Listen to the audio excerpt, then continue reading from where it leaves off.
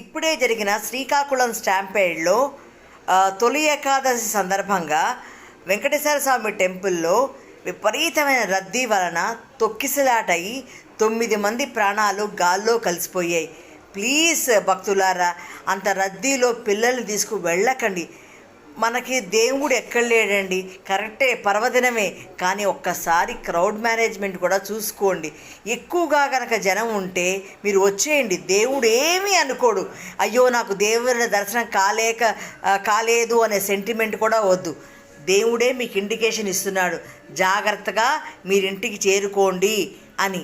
Please అండి, crowds బాగా ఉన్న టెంపుల్స్కి పర్వదినాలలో జాగ్రత్తగా ఉండండి. మీరు అక్కడ పోలీస్ వారి సిబ్బంది, లైన్ క్యూ అంతా బాగుంటేనే గుళ్ళోకి వెళ్ళి దేవుడు దర్శనం చేసుకోండి. లేకపోతే ఇంట్లోనే ఉండి ఆ దేవుణ్ణి ప్రార్థించండి, మీకు పుణ్యం కలుగుతుంది. ప్లీజ్.